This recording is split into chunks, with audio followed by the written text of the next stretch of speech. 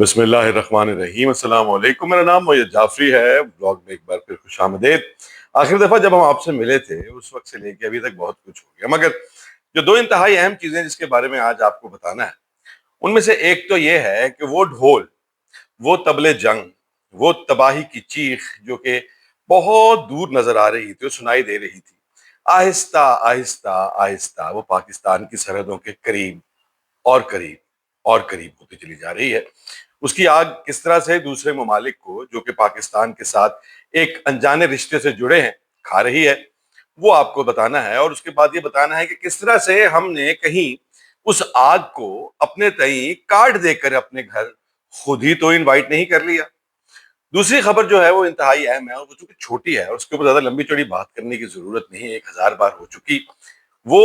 उस पर पहले बात करते हैं और वो क्या है, वो ये है अभी तक का सबसे बड़ा कदम उठा लिया गया है, यानी कि पाकिस्तान में वजीर आजम पाकिस्तान ने एक नहीं दो दो इमरजेंसीज नाफिज कर दी हैं। और ये इमरजेंसीज अब क्यों नाफिज की हैं, इस बारे में भी बहुत सारे सवाल उठ रहे हैं कि क्या आपको अगर पहले से पता था तो क्या ये इमरजेंसी पहले नाफिज नहीं होनी चाहिए थी। ये तो इस बात की बुनियादी तौर के ऊपर एक्सेप्टेंस है और ये जिसे कहते हैं कन्फेशन है कि हमें पहले अंदाजा नहीं था कि ये सैलाब की सूरत हाल इतनी शदीद हो जाएगी। खैर, वो दो जो इंतहाई अहम इमरजेंसीज जो है वो कौन कौन सी हैं? एक ज़राअत एग्रीकल्चरल इमरजेंसी और दूसरी क्लाइमेट चेंज इमरजेंसी। मगर ये बात आप सुन तो लेते हैं कि वजीर आजम ने इमरजेंसी नाफिज कर दी, मगर क्या आप जानते हैं कि ये इमरजेंसी लगाने से क्या होता है, इसका मतलब क्या होता है? इमरजेंसी लगने से पहले वाली हुकूमत और इमरजेंसी, मिसाल के तौर पे हमने एक तालीमी इमरजेंसी नाफिज कर दी है या हमने ज़राअत की इमरजेंसी नाफिज कर दी है, इससे फर्क क्या पड़ता है? ये उसका सबसे जो अहम जुज़्व है, जिसका सबसे बड़ा जिसको इफेक्ट कहते हैं, वो ये होता है कि तमाम खबरों, तमाम हेडलाइंस, तमाम अखबारों के ऊपर इसकी बड़ी बड़ी सुर्खी लगती है, टिकर्स चलते हैं और पता लगता है कि वजीर आजम ने कुछ किया है जो कि बुनियादी तौर पे कुछ नहीं किया। इमरजेंसी लगाना जो है उसका मकसद ये होता है कि सारी फोकस जो है वो उन पर कर दिया जाए जिस चीज की भी इमरजेंसी लगाई गई है, या बाकी चीजों को थोड़ा पीछे खींच लिया जाए और उनके ऊपर अपना पूरे का पूरा जो major crux of your force, resources, intelligence, वो तमाम का तमाम जो है वो उस जानिब कर दिया जाए। उस सब के अंदर एक छोटा सा मसला ये है कि पाकिस्तान के अंदर पहले भी ये फ्लड्स आए थे और उन फ्लड्स के अंदर पाकिस्तान के उस वक्त वजीर खारजा थे बिलावल भुट्टो जरदारी, उन्होंने बाहर जाके बहुत रोया पीटा कि ये हमारा कसूर नहीं। 11 अरब डॉलर हमें प्लेज हुए, मगर वो आज तक मिले क्यों नहीं? क्योंकि इस्लामाबाद में बैठे हुए ब्यूरोक्रेट्स जो थे, जो कि अपने आप को बड़े तुरम खान समझते हैं, अगर उनसे प्रोजेक्ट प्रपोजल्स ही प्रॉपर नहीं बन सके, कि वो प्रोजेक्ट प्रपोजल्स ही इस तरह के हों कि उन प्रोजेक्ट प्रपोजल्स के अगेंस्ट वो जो पैसा लोगों ने कहा हुआ है कि अगर आप कम दी शायद साढ़े सामने लेके आओगे वी विल फंड इट,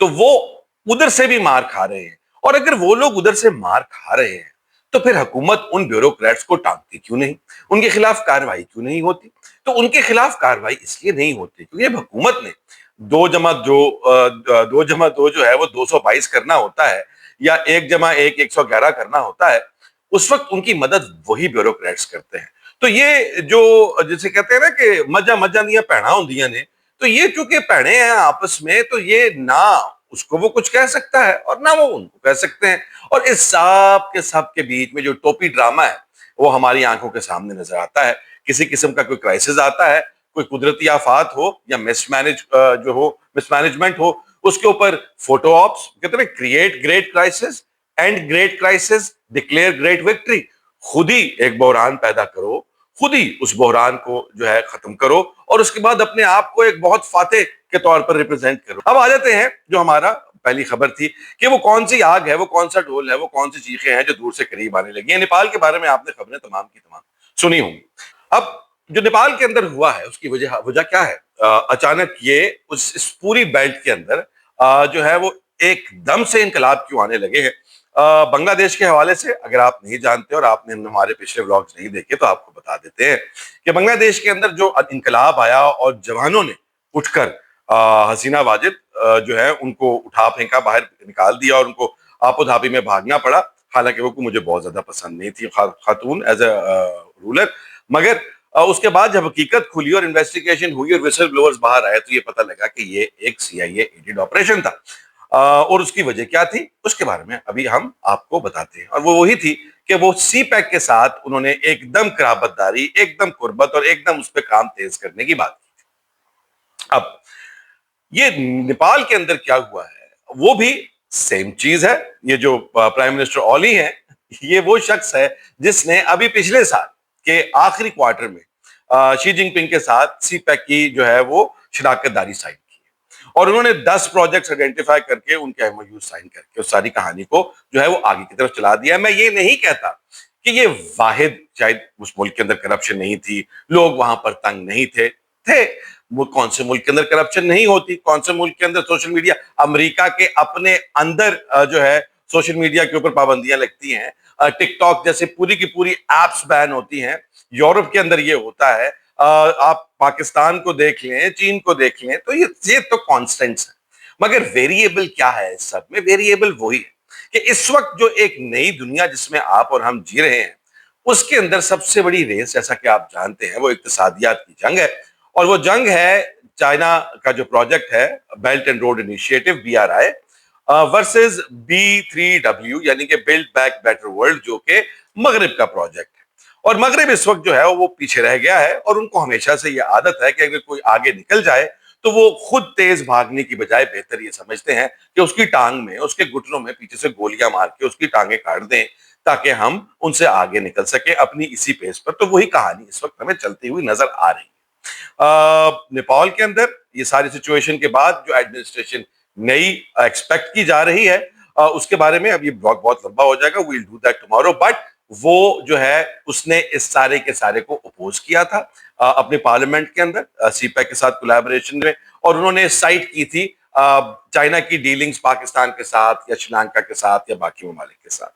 تو اس وجہ سے وہاں پر آپ کو ایک رجیم چینج، جو کہ اب ایک نیا ٹرینڈ، جس طرح سے پاکستان کے اندر پنجاب کے اندر CCD ایک نیا ٹرینڈ شروع ہو گیا ہے کہ اس کے جو جس کو پکڑتے ہیں اس کے ساتھ ہی چھڑانے آتے ہیں اور انہیں کی گولیوں سے وہ مر جاتا ہے۔ اسی طرح سے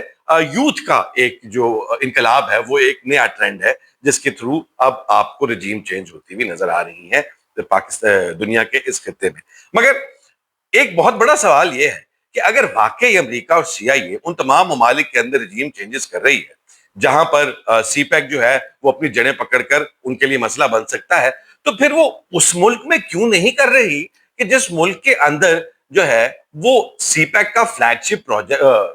BRI کا فلیگ شپ پروجیکٹ جو چائنا پاکستان اکنامک کوریڈور سی پیک جو ہے وہ پہلے سے موجود ہے، جہاں پر کام شروع ہو گیا ہوا ہے، تو پھر وہاں پر یہ سب کچھ کیوں نہیں ہو رہا؟ اس کے دو جواب ہو سکتے ہیں۔ اس کا ایک جواب ہو سکتا ہے کہ وہاں پر ان کو جو چاہیے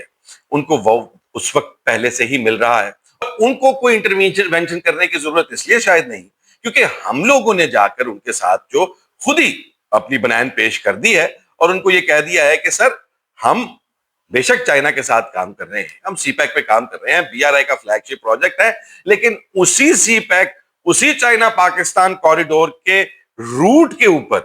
جو تمام ایریاز ہیں وہاں پر آپ تشریف لے کر آئے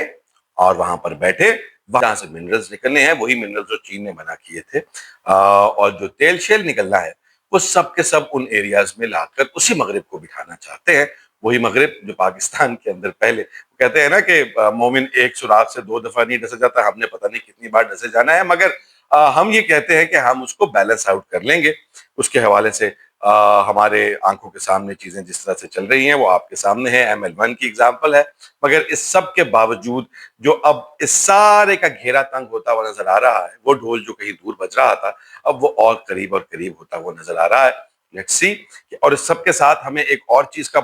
بہت بہت کلیئرلی دھیان رکھنا چاہیے، اور وہ چیز یہ ہے کہ اب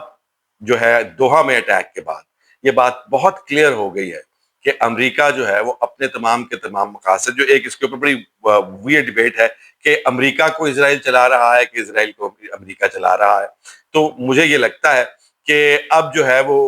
جسے کتا پالا ہوتا ہے نا، امریکہ نے کتا پالا اسرائیل، تو وہ اب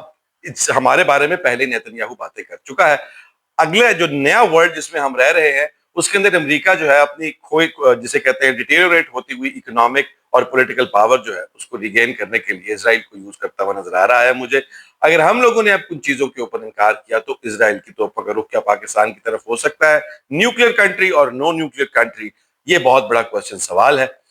جو ہم لوگوں کو پوچھنا چاہیے ہے، اپنے آپ سے بھی، اپنے پالیسی میکر سے بھی، اور ان لوگوں سے بھی جو جا کر ان کے ساتھ معاہدے کر کے آگے ہیں اور اس کا آپ کو لیٹسٹ خبر یہ بتا دے کہ وہ اس کے اوپر کام نیکسٹ منتھ سے شروع کرنے کے لیے ریڈی ہیں. لیٹس سی کہ ہم کتنی دیر جو ہے وہ دو کشتیوں کے اندر ٹانگیں رکھ کے اپنی ٹانگیں چروانے سے بچتے ہیں. خیال رکھیے گا. Take care. اللہ حافظ.